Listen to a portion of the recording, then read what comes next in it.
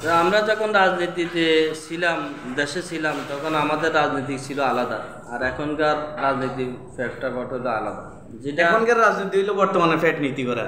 এখন আমরা যে টাইমে রাজনীতি করছি ওই টাইমে আমাদের সিনিয়রগুলো, তো আমি নাম বলছি, যে তারা যে কোনো টাইমে যে কোনো সময় আমাদেরকে ডাক দিত, আমরা একসাথে জড়িত হয়ে আমরা চলে যেতাম। এখন কথা হলো যে এখন যে রাজনীতি এটা হলো মানে মানুষ একজন বা দুইজন লই একজন নেতা হয়ে যাবে, এটার কথা কই এখন। আচ্ছা মামা, আমাদের কথাগুলো অনেকজনের শুনে লাগে, তো দেখবো সবাই ইনশাআল্লাহ, সবাই আপনারা সবাই কমেন্ট করবেন, ভালো খারাপ কি হয়েছে না হয়েছে এগুলো জানাবেন আমাদের।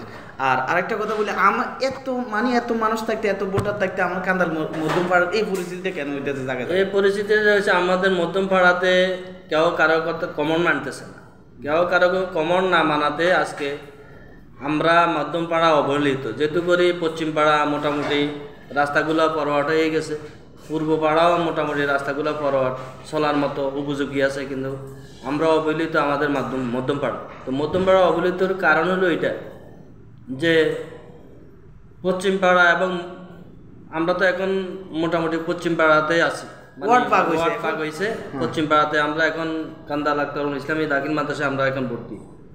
তো এখানে এতে করে আমাদের মূল্যায়ন তো এখন আরো বেশি হওয়ার কথা হচ্ছে। সেই জায়গার যে আমাদের মধ্যম পাড়াটা খুবই অবহেলিত। আমরা বিরামপুর বাজার থেকে একটা রিক্সা আমাদের মধ্যম পাড়া আসে না, আমরা খুব মানে অবহেলিতভাবে আছি। এই পর্যন্ত এই 17 বছর 16 বছর 17 বছর আওয়ামী লীগ ক্ষমতা ছিল, মানে টুকটাক খালে মাটি ফেলা দেয়, এই না এই আমগো এলাকায় কাজ করে নাই, কাজ করছে কেমন, যেমন কি আমগো এলাকায় পানি থাকা অবস্থা মাটিগুলা ফেলা দেয়, কিছুদিন আগে মাটিগুলা ফেলাইছে, এগুলোর কোনো ফায়দা নাই। যেমন কি একটা কথা বলি, আপনারা দেন আমার মেজু মেম্বার হেগো বাড়ির চাকরি সাধারণ ইডে সোলিং দিছে, আমগো ইটা দিয়ে তো পারতো, বুঝাই দিতে পারতো।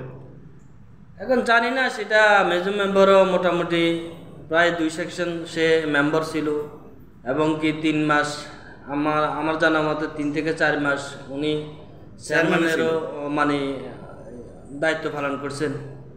তো উনি বা কী করছেন সেটা এলাকার মানুষে ভালো করে জানে। আমি জানি যে যেটুকু জানি যে আমাদের মসজিদের যে মানে মসজিদের যে সামনে রাস্তাটা আছে এটা করছে মসজিদ করে, এটার জন্য আলহামদুলিল্লাহ মেজর মেম্বার করছে, এটার জন্য সাধুবাদ ওনাকে।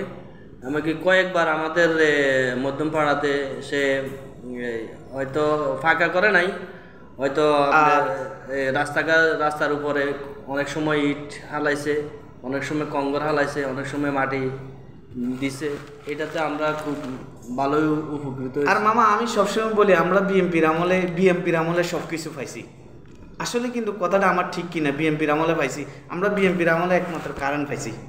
বিএমপির আমলে আমরা যে রাস্তাগুলো আছে টুকটাক রাস্তাগুলোর মাঝে মাটি পাইছে, এত উঁচা পাইছে। 17 বছরে এই রাস্তাগুলো যদি এত পরিবর্তন হইতে পারে, কান্দারগাঁয়ের মধ্যম পাড়ার ভিতরে ভোটার বেশি, মানুষ বেশি, এই এলাকার রাস্তাগুলোর ভিতরে সাধারণ মাটি ফেলাই চলে নাকি এগুলো? এখন এটা তো মধ্যম পাড়ার লোকগুলা কমান্ড মানে না, যেহেতু করে একজনের কমান্ডে সবগুলো লোক একসাথে চলতে হইব, একটা যাকে সাপোর্ট করব একজনের কমান্ডের মাধ্যমে সাপোর্ট করতে হইব।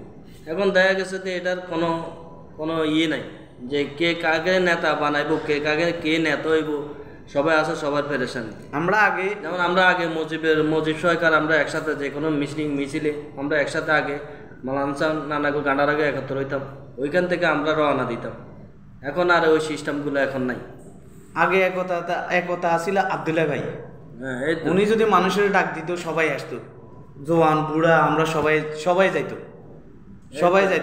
এখন কিন্তু সিনিয়র ছিল আব্দুল্লাহ ভাই, বাউল ভাই, রফিক ভাই, দুলাল ভাই, হেগো নেতৃত্বে আমরা চলতাম, আমরা যে কোনো ডাকে আমরা সাড়া দিতাম। এখনও আমরা সাড়া দিই, এখনও আমরা বিদেশ থাকলেও এখনও আমরা ফেসবুক ইউটিউবের মধ্যে আসি, কিন্তু আমরা যে মানে তাদের ডাকে তাদের কথাবার্তা আমরা এখনো শুনতেছি, এখনো তারা যেটা বলে আমরা এটা তো এটাই করি। কিন্তু আমাদের পাড়াটার প্রতি আমি অনুরোধ রাখবো যে আমাদের পাড়াটার প্রতি যেন আমি আমার সিনিয়র যাদের নামগুলো আমি মেনশন করছি, তারা যেন আমাদের পাড়াটার দিকে একটু সুদৃষ্টিতে দেখে আমাদের পাড়াটা যেন একটু উন্নত হয়, আমরা যেন একটু ভালোভাবে চলতে পারি, এটাই কামনা করি তাদের থেকে। আর আমাদের